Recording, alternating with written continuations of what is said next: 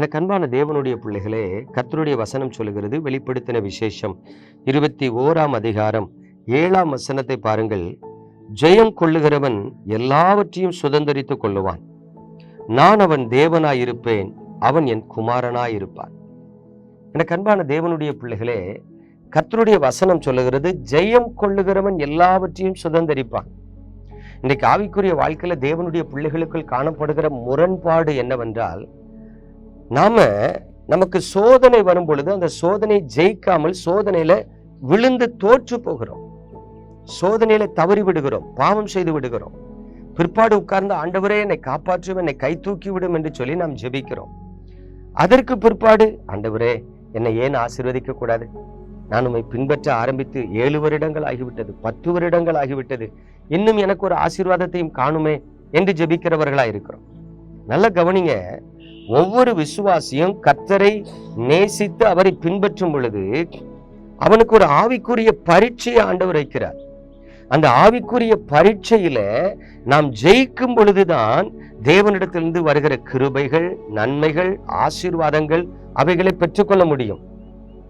நமக்கு வருகிற சோதனையில நாம் ஜெயம் எடுக்காம நம்ம தேவனிடத்திலிருந்து ஆசீர்வாதங்களை பெற்றுக்கொள்ள முடியாது. தயவு செய்து அதை புரிந்து கொள்ளுங்க.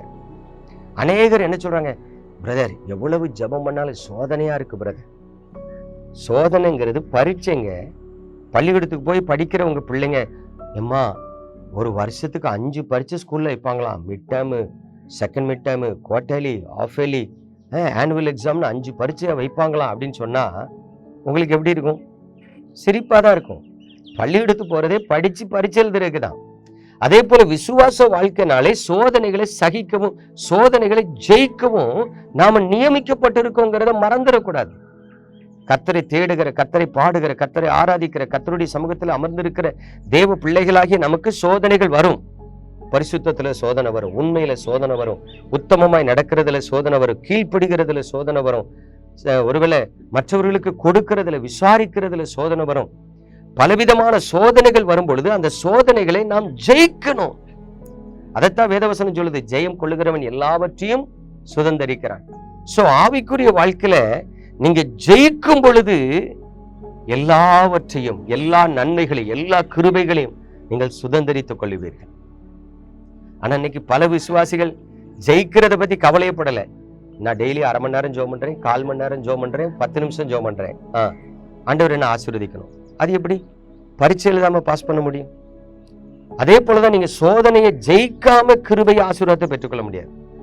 ஆகவே சோதனைகளை ஜெயிக்க வேண்டும் என்கிற ஒரு கான்செப்ட் உங்களுக்குள்ள இருந்தாதான் உங்களுக்கு எப்போ சோதனை வந்தாலும் இதை நான் ஜெயிக்கணும், அப்பொழுது ஒரு நன்மையை, கிருபையை, ஆசீர்வாதத்தை பெற்றுக்கொள்வேன்னு உங்களால தீர்மானிக்க முடியும். யோசிப்பை கவனிச்சு பாருங்க. போத்திபார் வீட்டுல சோதனை, ஜெயித்தார். சொந்த வீட்டுல அண்ணன் தம்பிகளால சோதனை, ஜெயித்தார். ஆகவே அவர் ஆசீர்வாதத்தை சுதந்தரித்துக் கொண்டார். நீங்களும் எல்லாவற்றையும் சுதந்தரித்துக் கொள்ள சோதனையை ஜெயிக்கிறவர்களாய் இருக்கும். ஜெபிப்போமா? எங்கள் அன்பின் பரலோக தகப்பனே, பரிசுத்தமான இந்த நல்ல காலை பொழுதில் உமது கிருபையுள்ள கரத்தில் எங்களை தாழ்த்துகிறோம். உம்முடைய கிருபையின் கரம் எங்களை தாங்கட்டும், நடத்தட்டும், ஆசீர்வதிக்கட்டும். ஆண்டவரே, அற்புதர் இயேசு கிறிஸ்துவின் பரிசுத்த நாமத்துல உமது அன்பின் கரத்தில் உமது பிள்ளைகளை தருகிறேன் அப்பா. உங்க கிருபை மாறாத கிருபையா, விலகாத கிருபையா உம்முடைய பிள்ளைகளை தாங்கி நடத்தட்டும்.